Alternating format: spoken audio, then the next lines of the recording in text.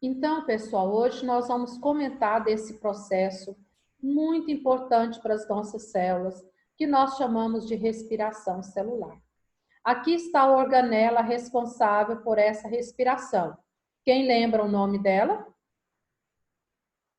Mitocôndria. Mitocôndria. Então, as mitocôndrias são organelas responsáveis pela respiração celular de todas as células procariontes e eucariontes, é isso? Não, de todas as células eucariontes, tá? Aí pode perguntar, professora, mas e as procariontes, igual as bactérias, elas respiram por onde?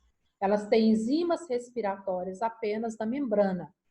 Então, elas não têm essa organela, elas utilizam da membrana as enzimas respiratórias presentes na membrana.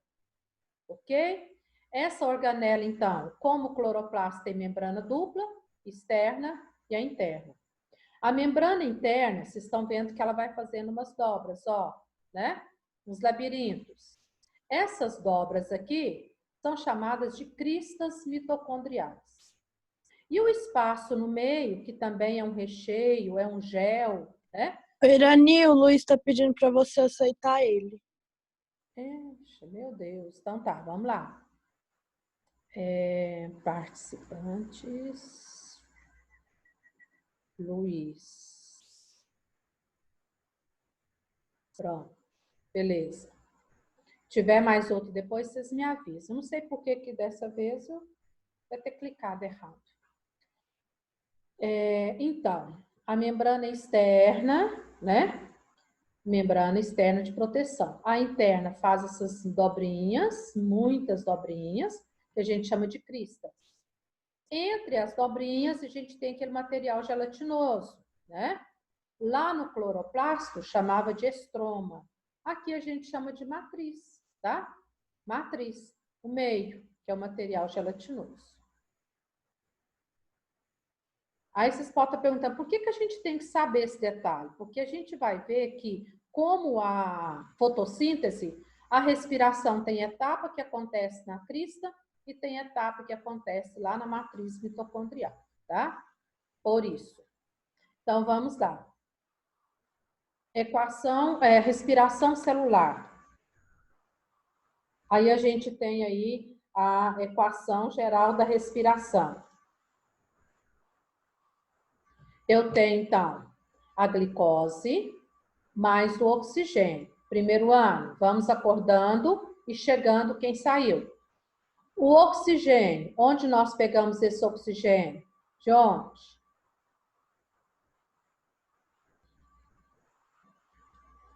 De onde nós pegamos esse oxigênio? Ixi, eu não lembro. Da atmosfera, né? Do ar. Quem é que põe esse oxigênio Nossa, que lá? burra, é verdade. Viu? Tem hora que a gente dá um branco. Quem põe o oxigênio lá na atmosfera? Os As plantas? vegetais, as plantas, pela fotossíntese. Tá. A glicose, onde nós vamos pegar a glicose? Quando Onde a tem a gente... reação. Hã? Quando a planta faz a reação, ela produz a glicose. Então, quando a planta faz fotossíntese, ela produz a É. glicose. Você analisando aqui, primeiro ano, glicose e oxigênio, nós vamos catar, roubar tudo da planta. A planta produz e nós vamos lá e pegamos, tá? Então, essa glicose aqui, ela vai ser quebrada.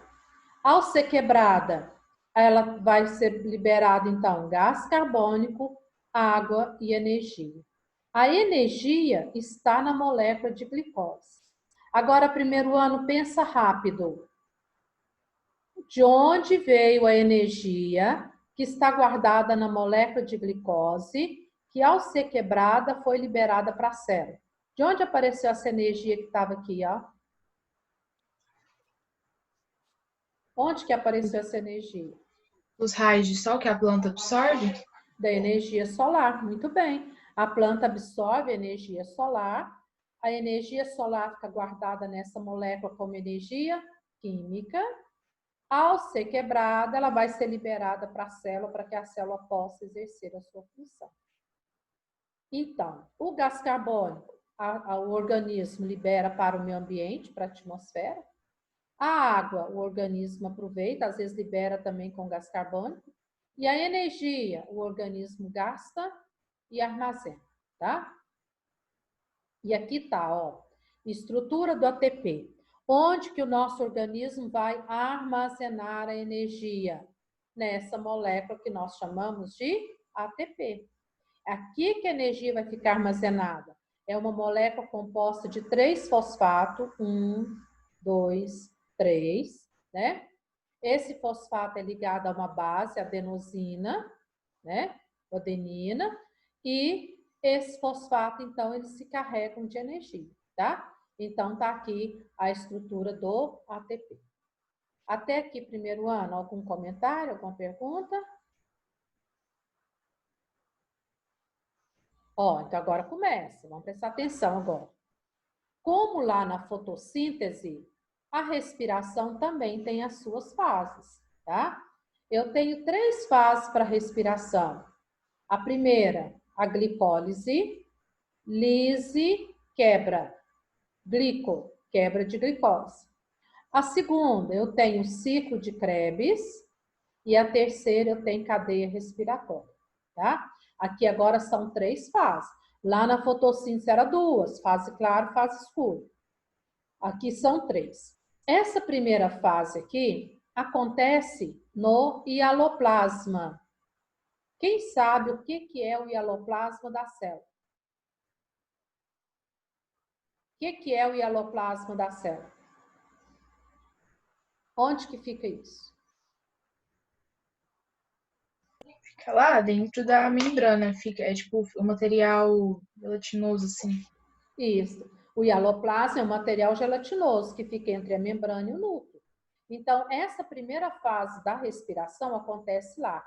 Depois é que passa para dentro da mitocôndria.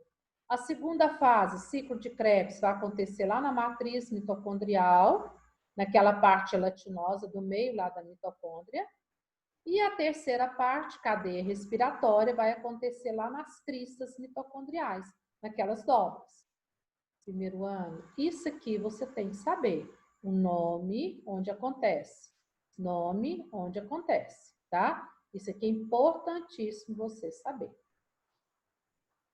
Continuando. Então, agora nós vamos para a primeira fase. Primeira fase. A primeira fase chama glicólise. Quando a glicose chega na célula, transportada pelo sangue, ela chega na célula, essa glicose chegando na célula, por enzimas, ela vai quebrar em 2 moléculas de 3 carbono. Essas 2 moléculas de 3 carbono, a gente chama elas de piruvato, tá? Então, nessa quebra aqui, ela separa ao meio, por isso que é chamado glicólise. Lise, quebra de quê? Da molécula de glicose. Então, ela parte ao meio, formando 2 moléculas com 3 carbonos. Quando ela quebra, ela já libera energia. E a energia que ela libera repõe 4 ATP. Mas para ela quebrar, precisou gastar 2 ATP. A célula forneceu 2 ATP para esse processo. Realizou o processo, repôs 4 ATP. Só que desses 4, 2 veio para cá para repor o que tinha gasto aqui. Então, eu fico com um saldo positivo de 2 ATP. Aqui entra o NAD para pegar os hidrogênios. Toda vez que quebra molécula de glicose, libera hidrogênio. Esse hidrogênio, se ele ficar livre, ele aumenta a acidez dentro da célula. Não pode. Então, tem essa moléculazinha aqui, nicotinamida.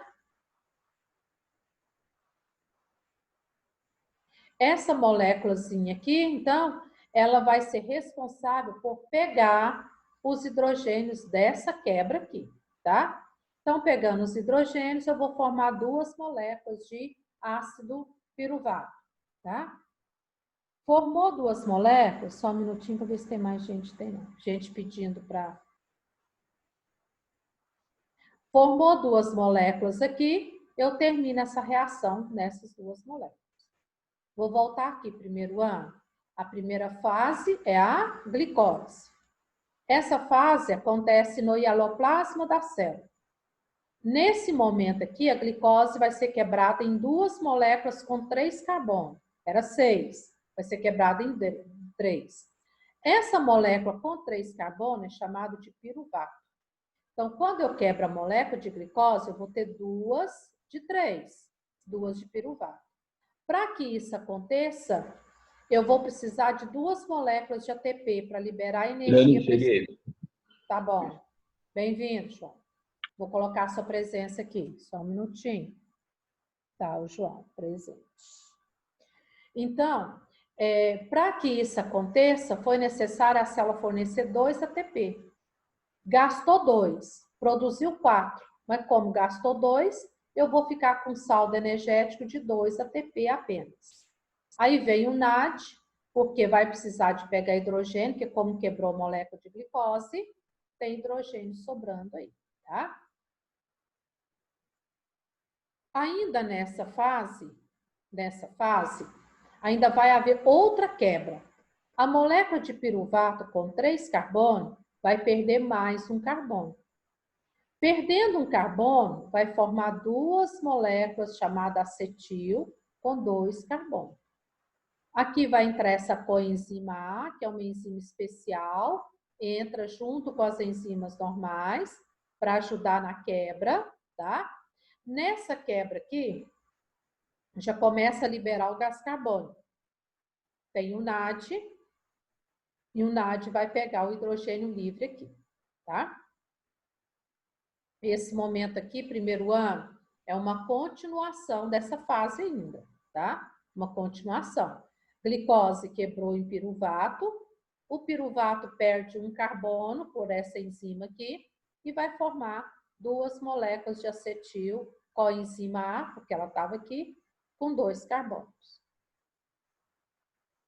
Olha, isso aqui você não tem que decorar, você tem que saber interpretar, viu? Analisar.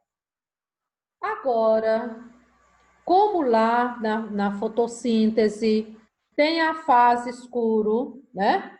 Ou a fase de Rio, o ciclo das pentoses, super complicada, que também tem o ciclo de Krebs. Krebs, quando estudou isso aí, ele descobriu esse ciclo super, hiper complicado. Tanto é que a gente não tem que saber esses nomes todos. O que você tem que saber desse processo? Primeiro nome, ciclo de Krebs. Depois, onde ele acontece? Lá na matriz mitocondrial. Pronto. O que é o evento importante nesse ciclo de Krebs? Esse ciclo de Krebs é aqui que vai haver, primeiro ano, a liberação de gás carbônico. Ele sempre te pergunta, a produção, a liberação de gás carbônico pela respiração celular acontece em qual fase? No ciclo de Krebs. Porque aqui é um entra e sai de molécula, é um ganho e perde de átomos aqui. Nesse ganho e perde, entra e sai molécula, vai haver a liberação do gás carbônico que nós expiramos, que nós mandamos para a atmosfera. Então, a maior parte dele é produzido nesse ciclo aqui. E esse ciclo começa com o quê? Com 2 carbonos, o acetil. Esse 2 carbono vai unir com esses 4 que estava terminando o ciclo aqui, formou 6. 6 perde 2 carbono, depois, ó, outra molécula, mais 4 e fica aqui, tá vendo? Isso aqui você não tem que saber, tá? Você tem que saber que ele começa com 2 carbonos, que é o acetil, né? E une com esses 4. À medida que vai passando aqui, modificando por enzimas, vai liberando o quê? Gás carbônico. À medida que libera gás carbônico, libera hidrogênio. Aí o NAD está aqui para pegar os hidrogênios. Ó, hidrogênio, né? Tem FAD, aqui tem tanta liberação de hidrogênio que só o NAD não dá, não. Tem que ter o FAD também, tá? Então, vai pegar os hidrogênios. Vai haver também gasto de energia. Ó, ATP, né? Repouso de energia aqui. Então, vai haver gasto de energia também nessa fase.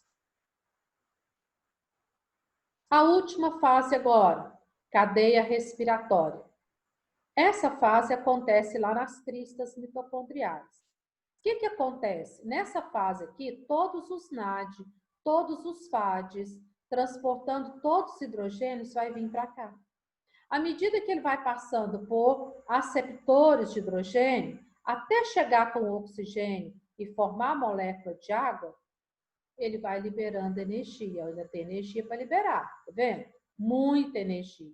E essa energia vai repondo todos os ATPs, formando o ATP da célula. O que você tem que saber daqui também? O nome, onde acontece? Nas cristas mitocondriais. O que acontece nessa fase? Todos os NAD, FAD vai chegar aqui carregados de hidrogênio, que eles pegaram lá das fases anteriores. Esses hidrogênios vão ser liberados por aceptores, vão ser transportados. À medida que esses íons vão sendo transportados, o que vai acontecendo? Eles vão liberando o quê? Energia. Essas energias vão repondo todos os ADPs em ATP. Os hidrogênios vão vir para onde? Compor a molécula de água junto com o oxigênio. Não é isso que a gente viu aqui? Ó, forma molécula de água. De onde vem esses hidrogênios aqui, né? De toda a quebra da molécula de glicose anteriormente, tá? De todas as quebras. O gás carbônico é produzido onde? No ciclo de Krebs, quando também vai haver um conjunto de reações químicas aqui. A energia, então a energia está aqui, né? No finalzinho, ó, tá vendo? Grande quantidade de energia. Nas outras duas etapas também produz energia, mas gasta muito.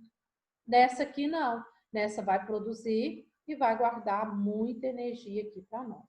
Por isso que a respiração celular é um processo que gera energia para a célula, tá?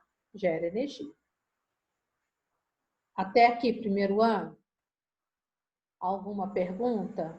Deu para pegar alguma coisinha, pelo menos?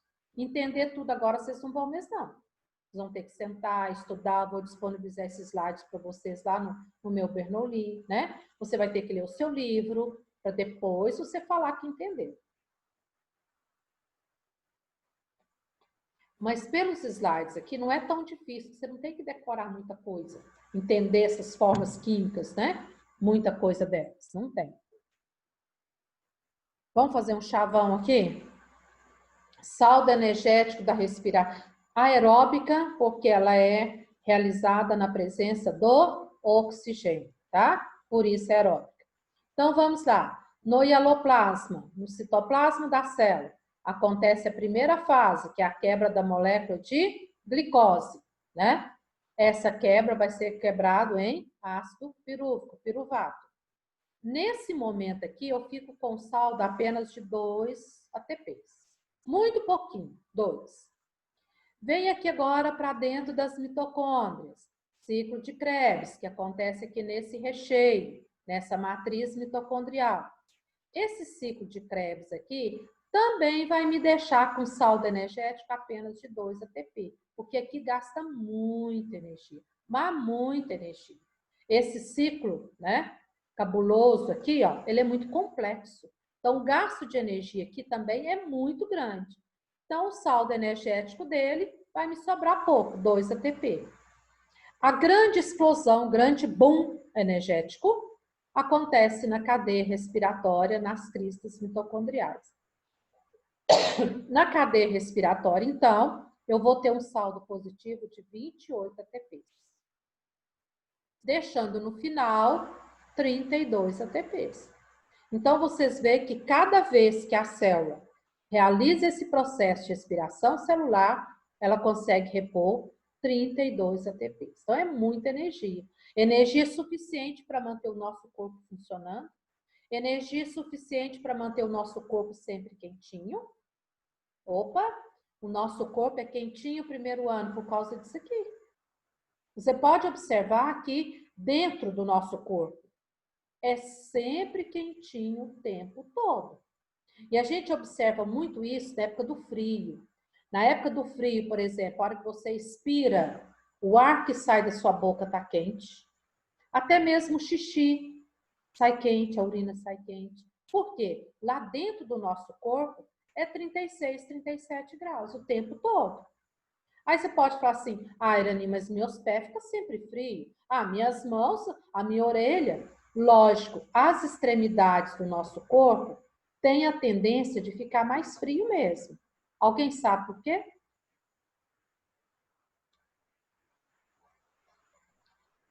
Alguém aí na sala Como é sabe que por é? quê? As extremidades do nosso corpo, mãos, pés, Ah, porque não tem orelha. circulação de sangue, muita circulação de sangue nessas áreas. Aí Tá, acaba que Ah, tá. E por que que não tem muito nessas áreas, João? Você sabe? é... Eu já vi isso aí já, quando o pessoal vai para um... Deus do céu. É porque eu já Pouca vi célula? cara que fica em muito frio, Hum. as extremidades, nariz, dedo do pé, cai tudo. Até a orelha cai. Isso, o que que é, Júlia, que você ia falar? Célula, a quantidade é menor? Não, não é por causa da Cartilagem? quantidade menor, não. O João falou é certo.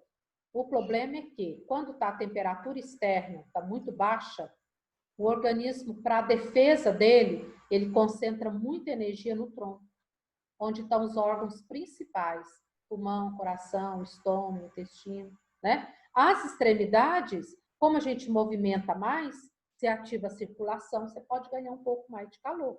Então, por isso que ele preserva, né, os nossos órgãos vitais, deixando as extremidades mais frias. Então, por isso que às vezes nessa época do frio é comum a gente ficar mesmo com as mãos, com os dedos gelados, nariz, orelha, né? Porque o calor tende a concentrar no tronco, onde a vida mais importante acontece. E sem contar que a mão, né, a gente dá uma fritada, os pés, a gente consegue ganhar um pouquinho mais de calor, tá? Aproveitando, nós já falamos no início do ano, porque mesmo na época do frio a gente às vezes treme de frio. Qual é o sentido do tremer de frio? O nosso corpo procurando fazer calor. Produzir mais energia, gerar mais calor. Toda vez que produz energia, gera calor. Você liga uma lâmpada, a lâmpada fica acesa, está gerando energia ali para ela ficar acesa. Com o tempo, ela vai esquentar, gera calor, tá? O motor do carro, você anda com o carro lá, gastou energia, né? Esquentou, movimentou, ele vai ficar quente o motor, porque liberou calor, tá? Toda vez. E no nosso corpo, como nós temos trilhões de células, e essas células se espalham dos pés à cabeça, então produz calor dos pés à cabeça. E esse calor é o que faz com que a nossa temperatura seja a mesma. Se você estiver lá na Antártida, lá no Polo Norte, a sua temperatura é 36, 36,5. Se você estiver no deserto, estiver na floresta, a sua temperatura é 36, 37, tá? Então, assim, não muda, porque graças a esse processo aqui, que faz liberar essa energia, e com essa energia nós temos o calor. Ok, primeiro ano? Alguma pergunta? Ó, continuando aí no seu livro, Respiração Celular, tá, página 48, 49. Lá na página 51, pega a página 51.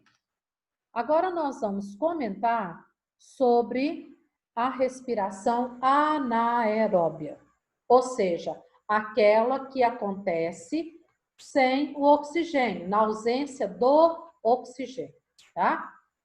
Esse tipo de respiração nós chamamos de fermentação.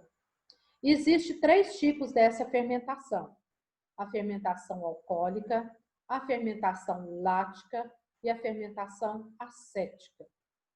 Todos vocês já viram falar nisso: álcool etílico, ácido lático, ácido acético, né? Isso não é estranho para vocês. Vocês já ouviram falar nesses nomes.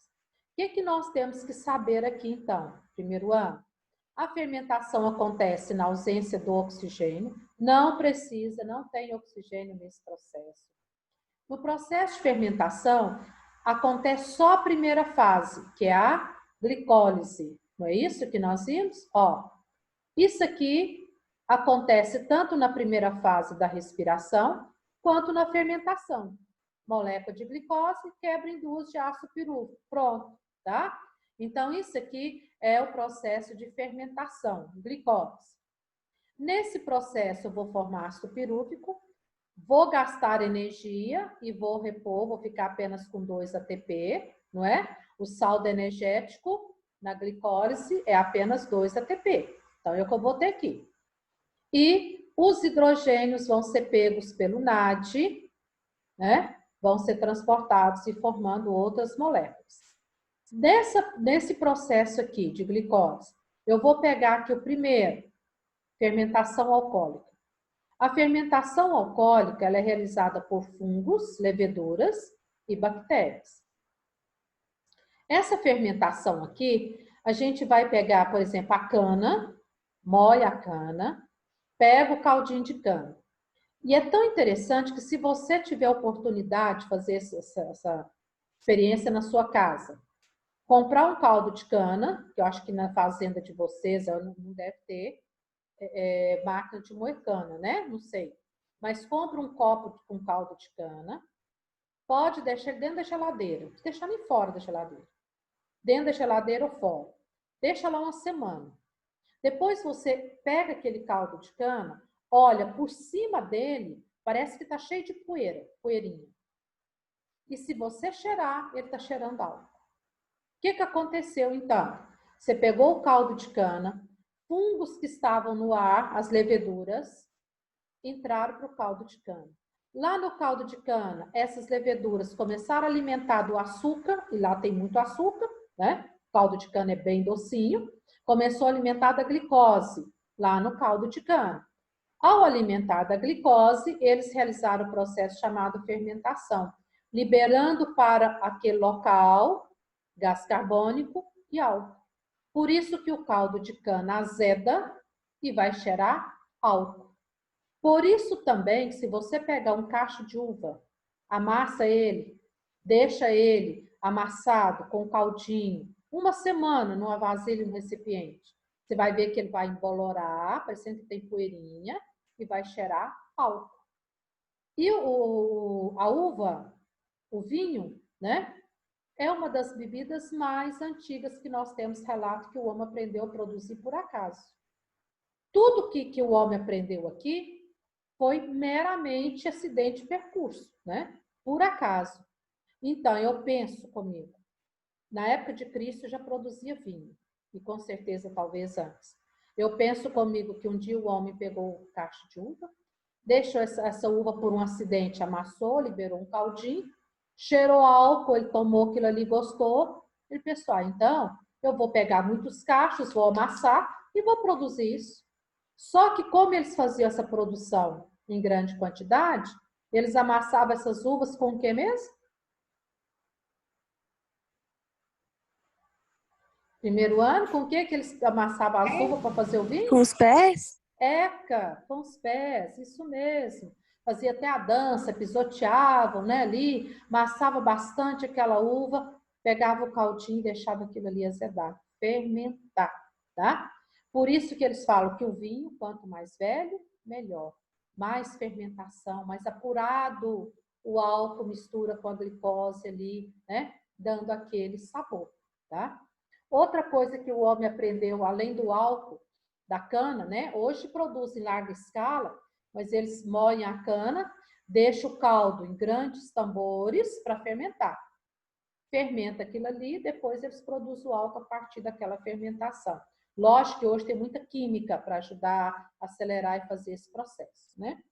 Outra coisa que o homem também utiliza é o fermento biológico. Eu não sei se vocês conhecem.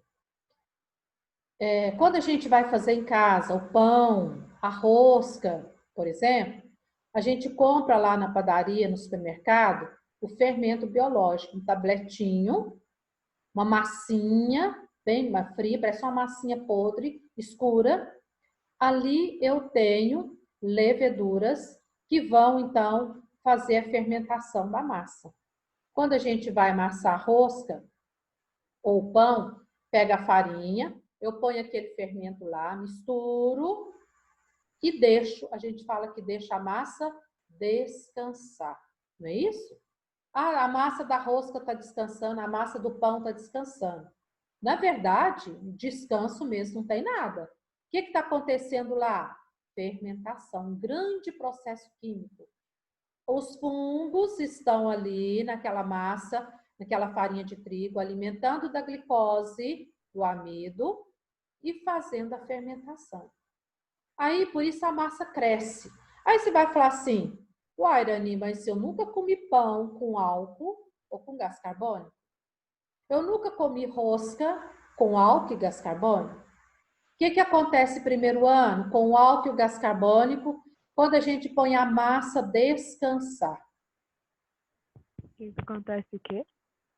Olha, quando a gente amassa o pão ou a rosca, antes tem gente que já enrola e põe descansar. Tem gente que gosta de deixar ela descansar primeiro, para saber o tamanho que ela vai crescer, para depois enrolar. Aí a gente fala que a massa está descansando, para depois pôr assar. O que está acontecendo ali? Você está descansando, os fungos estão fazendo a fermentação. Mas você não come isso com álcool e gás carbônico. O que acontece com eles quando a massa está descansando? Evaporado. Evapora, são leves. O gás carbônico principalmente. Com o calor, a gente põe ela descansar lá dentro da geladeira, gente? Não. Não, Em cima coloca da no mesa, no sol, né? No local mais quente. O calor faz o gás carbônico evaporar e o álcool evaporar. Por isso que ninguém fica tonto comendo pão, comendo rosca, né? Porque... E o que não evaporou lá enquanto a massa estava descansando, a hora que vai para o forno, acaba. Por isso que quando você parte o pão, o miolinho do pão tá cheio de buraquinhos. Observe para vocês verem. O que tem naqueles buraquinhos? Foi o caminho por onde saiu o gás carbônico qualquer tipo. A rosca, quando você parte a massa da rosca, tem cada bolha caminho por onde saiu o gás carbônico e o álcool, tá? Muito interessante. Talvez vocês nunca viram, porque hoje é difícil a gente fazer isso em casa. Tem alguma família que faz isso em casa, gente? O pão, a rosca? Oi? Nada. Tem alguma família aí que faz em casa massa, o pão, a rosca? Minha mãe, mas minha avó. Faz Só que ela ainda? faz com meu avô, que é diabético. Ah, sei. E pra nós ela faz separado. Faz separado. Hoje a gente quase não faz isso mais, porque dá trabalho demais, né, gente? Comprar pronto é Mas muito melhor. eu Mas é prefiro mais quando minha gostoso. mãe, minha avó faz do que comprar pronto. É bem Gente, mais a gostoso. rosca caseira é muito gostosa, né, não?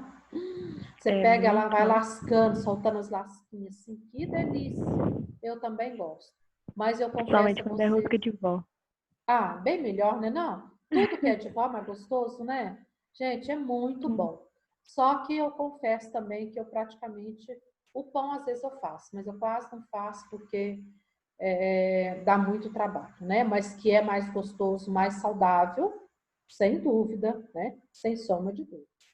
Gente, daqui um pouco vai cair, mas aí amanhã a gente continua, tá? Eu vou continuando até cair. Então, vamos lá. Fermentação. Nós já descobrimos 3 utilidades que o homem aprendeu com a fermentação, que é a produção do álcool, a produção do vinho e a produção do fermento biológico, né? Então, o fermento biológico é diferente do pó royal. Se você pegar a latinha de pó royal, lá vai estar escrito fermento químico. Quer dizer que lá não tem fungos, vai ter substância química que faz o bolo crescer.